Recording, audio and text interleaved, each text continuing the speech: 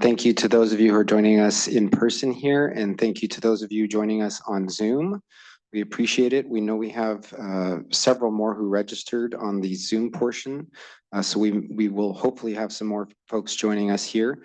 But to start us, my name is Marshall Haprov. I'm the Public Information Officer for the Mojave Desert Air Quality Management District. And this is our annual community meeting for the Community Air Protection Program, which is a program created by Assembly Bill 617, passed in 2017. So this meeting is specifically for projects that would be funded by or otherwise included under the Community Air Protection Program. This meeting is not for anything else Air District related or anything else related outside of that scope of the Community Air Protection Program. Just for those of you who are here in person, restrooms are just down the hall right around the corner here. And also, if you did want to ask any questions, we're going to keep questions to the end of the presentation. So for those of you in person, we have a microphone up here on the lectern. If you would just come up here and speak into that so that the folks on Zoom can hear you.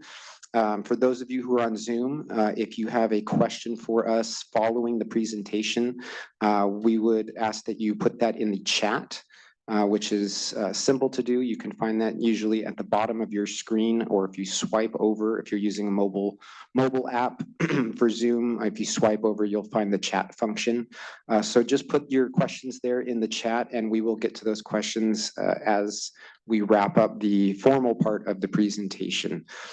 So another point of clarification for this, the purpose of this meeting, we are specifically talking about projects that are occurring or might occur, will occur, be funded by AB617 Community Air Protection Program funding that is occurring within our jurisdiction. So the Mojave Desert Air Quality Management District covers approximately 20,000 square miles. It includes the desert portion of San Bernardino County, as well as the easternmost portion of Riverside County, including the city of Blythe.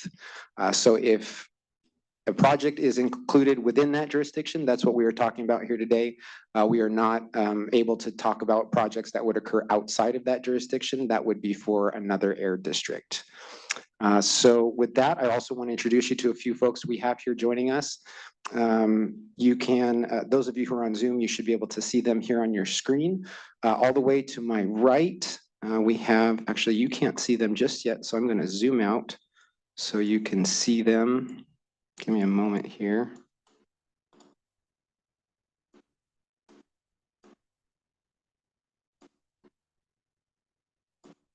Okay, so all the way here to my right is our Air Pollution Control Officer and Executive Director, Brad Porres. To Brad's left, we have our Grant Specialist, Trong Tran. Then we have our Support Services Supervisor, Jorge Camacho. And we have our Deputy Air Pollution Control Officer, Alan DeSalvio. So we're going to proceed with our presentation. Before we get there, Brad, did you have anything you wanted to add before we start the presentation? I'd just like to welcome everyone. Thanks for showing up in person and those of you on Zoom. I think Marshall laid out very well that this really is a meeting driven on the incentive program that CAP provides. It's not really talking about any other district function, whether it be rural development, SIP development, anything else. This is strictly an incentive funding meeting as it pertains to AB 617. So if there are other questions beyond what we're going to cover today, you're more than welcome to reach out to us at a later date. All right, thanks, Brad. So now I will pass it over to our our Support Services Supervisor, Jorge Camacho. Jorge. Thank you, Marshall. First of all, hello everyone, and thanks for sharing your afternoon with us. This is our fourth community workshop meeting on AB 617, also referred to as the Community Air Protection Program, or you also hear it abbreviated as CAP. Prior to moving along, I do want to provide some background on the legislation itself. Authored by Assemblywoman Cristina Garcia and passed by the legislature into law in 2017, the 617 or Assembly Bill 617 directed our state oversight agency, the California Air Resources Board, to establish the Community Air Protection Program, or also known as CAP. The focus of the program was to reduce exposures in communities that are most impacted or most burdened by air pollution and cumulative exposure across the state.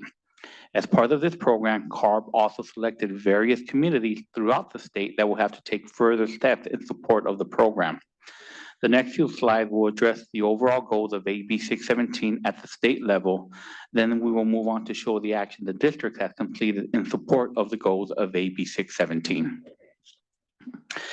As far as for Assembly Bill 617, CARB wanted to focus on community action, and they identified 6 areas that they believe needed to be addressed.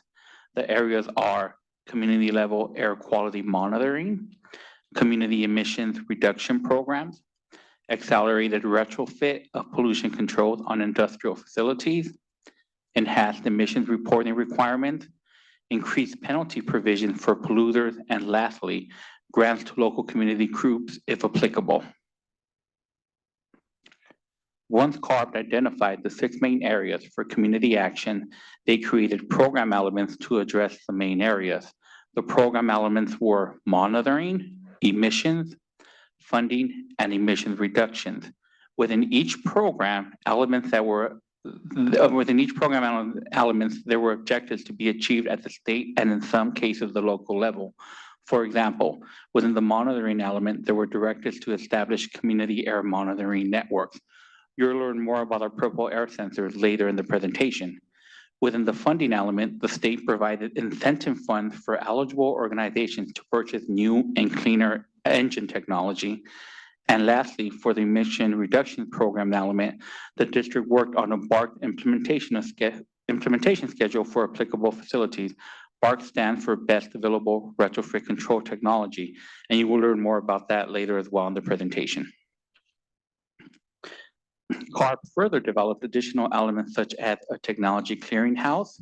In this element, the state and local agencies will look at additional emissions control technology for stationary, area-wide, and mobile sources. Emissions reporting, where the state wanted to create annual reporting for specific facilities and develop uniform methodologies for reporting. And lastly, a resource center to provide organizations with best practices information as well as education information on emission and outreach tools to help support the program.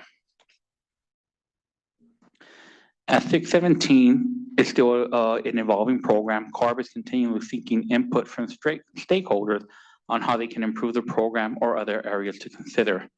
This slide has the links to CARB's 617 webpage, email contact, and the ability to subscribe for updates on the program. If you have not done so, I would encourage everyone in today's meeting to visit the website. As we move along, I would like to reintroduce Mr. Alan DeSalvio, Deputy Air Pollution Control Officer, to tell us more about the action the district has taken in support of the goals of the CAP program. Thanks, Jorge. The AB 617 legislation had specific requirements that applied to the Mojave Desert AQMD. Specifically, we had requirements for the adoption of best available retrofit control technology for certain sources subject to cap and trade, which were not previously controlled. The Mojave Desert AQMD addressed both those requirements in the form of Rule 1157.1, which applied to those boilers that were located in Trona and were not subject to 1157. So 1157.1 is in addition to other boiler rules the district has, and through a significant revision to our Portland cement kiln rule, which addressed the other 3 sources that were in the cap and trade program and subject to BARC, which would obviously be our 3 Portland cement kilns. Both those rules were adopted in 2018 and 2019, and all facilities are in compliance or in the process of being in compliance with those rules. Part of the interesting aspect of this is that the district has rules that apply due to other federal requirements within the federal ozone non-attainment area. And some of the sources I just described subject to BARC are outside the federal ozone non-attainment area. And that begs the question of just what is it? The federal ozone non-attainment area is the portion of the air district that isn't meeting the national ambient air quality standard for ozone set by the United States Environmental Protection Agency. And those of for tropospheric or ground level ozone. And those of you who are in our meeting room can see a map on the wall, on the south wall, and the pink area is the FONA, or the federal ozone non-attainment area, and the green area is the area that's outside the FONA. The other aspect that the air district does is we monitor air, as was one of our primary missions, ambient air, and the district operates 5 expensive stationary locations for monitoring ambient air, both particulate and ozone. Unfortunately, there's a limited number of those, obviously simply 5, and we cover 20,000 square miles. So to address some of the community monitoring concerns, the district has in place many, I think 34 at the moment, 34 purple air particulate monitors. And those are indicated on this close-up map, thanks Marshall, by green squares. They don't cover the whole district because these stations have to be located in areas where we can ensure that they have data access, power, and are secure and are accessible by district staff. But they do a decent job of covering our district population. And for the remainder of this presentation, I believe it will be Trong. Thank you, Alan. For outreach, AB617 has a focus on community participation and gathering community feedback. The district has held several meetings with stakeholders over the past years. In previous meetings, the community supported funding zero-emission equipment when possible, with an emphasis on clean transportation for children. In addition to outreach, the district has also created a community air protection program webpage. On this page, you can find information on past meetings, list of completed projects and projects that are in progress, and other documents showing the actions the district has taken in support of the 617.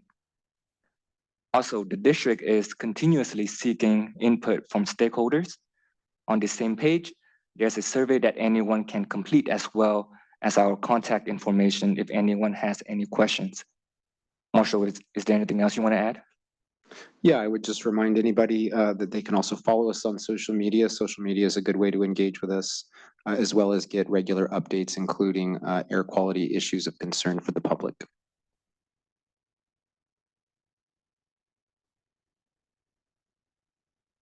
As mentioned earlier, one of the program elements of the CAP program was incentive funding that was provided to the air district to fund emission reducing projects in areas impacted by air pollution. The grant funds provide financial incentives to both public and private sectors to reduce emissions by retiring and replacing older equipment with newer, cleaner engine technologies, and prioritize zero-emission technology and infrastructure when possible. Where is this funding coming from? California Climate Investment is a statewide initiative that puts billions of cap-and-trade dollars to work reducing greenhouse gas emissions, strengthening the economy, and improving public health and the environment. I want it to be clear, this is a strict eligibility criteria in order to be eligible for funding.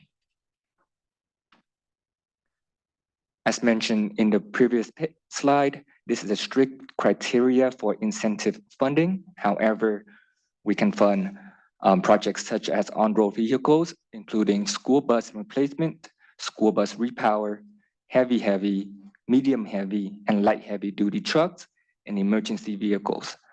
For off-road vehicles, there are projects for diesel, LSI engine repower to zero emission, mobile equipment replacement, retrofit for engines, and for infrastructure, projects such as zero-emission infrastructures include EV charging and hydrogen fueling stations, projects with solar and wind power system, public school buses, including battery charging and alternative fueling. I also want to note that many school districts are missing out on opportunities for bus replacement, either by EPA or by CARB grant programs that are in the hundreds of millions. Our district can only provide information in our outreach via email and website posts. These are some examples of the projects that we have funded. Here you could see that the district partnered with Northwest Pipe Company located in Adelanto to purchase 2 new Tier 4 forklifts. Tier 4 engine is the cleanest diesel engine available. A Tier 4 engine significantly reduces emissions of particulate matter and oxides of nitrogen to near zero emission levels.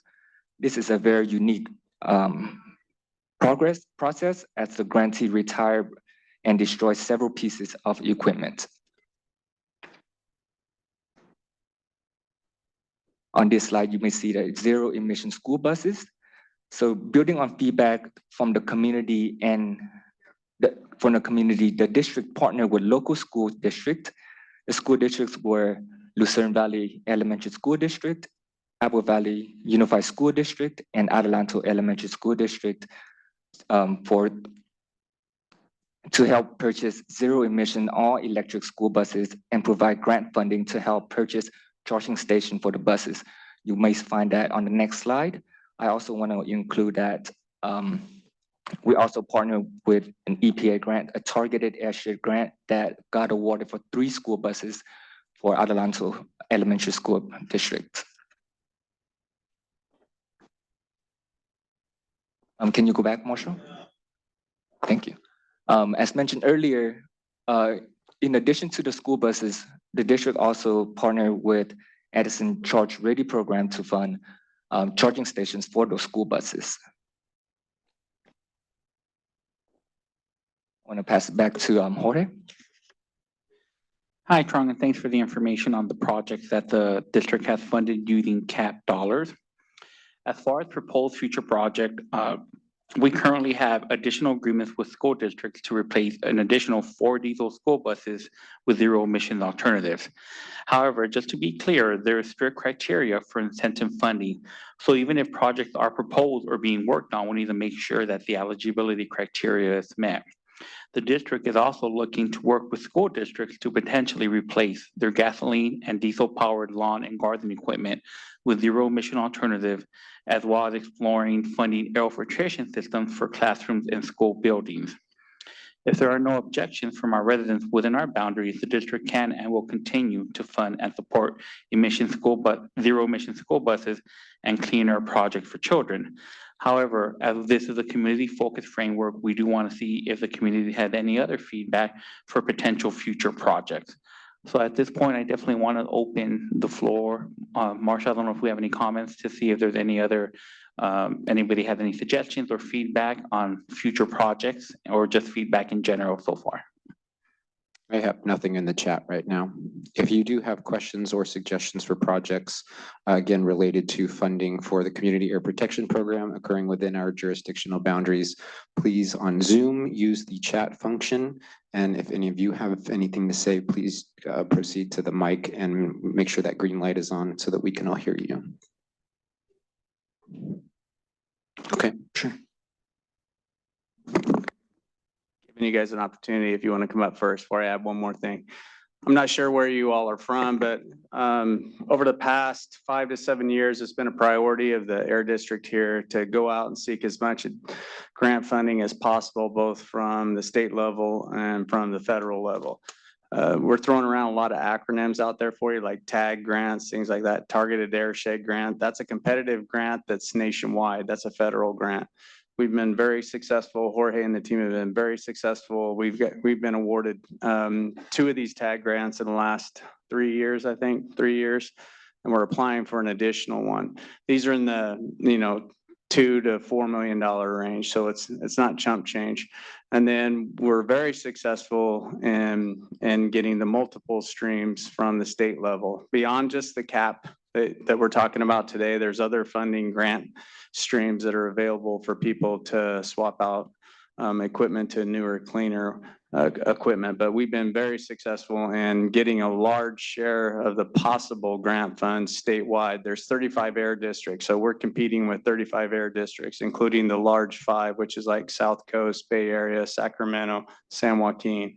and we're getting a fair amount of those dollars that are allocated in the state budget. So we'll continue to do that. This is just one grant stream that we have. It's an important one, and we think it's valuable to the community.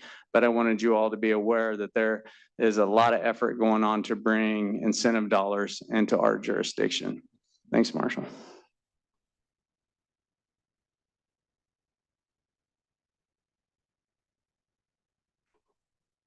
Jorge, I still don't have anyone with questions or anything else, any other suggestions here in the chat.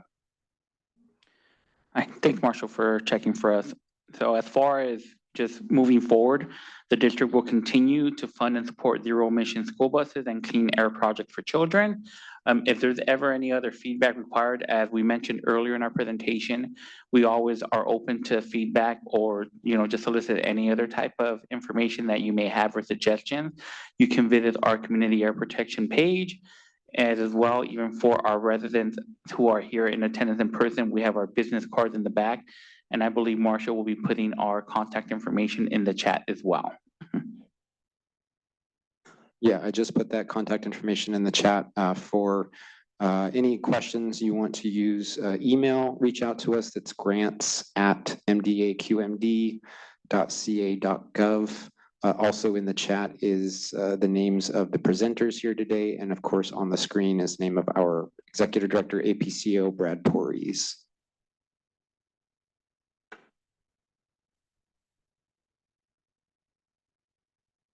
Oh, good. Okay. Recording will be posted. Okay, we do have one question here. Alan, I believe this would be a good one for you to answer. Please acknowledge addressing air quality effects from utility scale solar projects. We have some impacts from utility scale solar when they're under construction. That has been a problem within the district for my entire career here. And as a result of recent large scale, by recent, I mean over the last 5 to 10 years, the district adopted a very stringent Rule 403, which is a fugitive dust rule, which has a mandatory dust control plan requirement down to, it's pretty low now. I think it's 1 megawatt of installed solar in photovoltaic form, not roof mounted. The district requires those projects to have a dust control plan, which is very stringent, doesn't allow any visible fugitive dust to leave the property line of those projects. The district has a vigorous enforcement program for those dust control plans. They have required posting, they have required sand fencing or dust fencing around the project, wind fencing around the project is required. Short-term dust mitigation measures, required long-term dust control measures. Those projects are not only regulated by that rule during construction, they're also regulated during operation. They're required to have signage during operational periods, and they're also inspected by district enforcement staff on an annual basis or in response to every complaint within 24 hours. We do not have any complaint history. I don't have Sarah in here, but I don't believe we have any complaint history from any existing built solar projects, but we have had some complaint history for certain large-scale utility projects in construction. And in every case, the district responds and has projects modify or do something to address those ongoing issues. Did I answer the question? Thank you.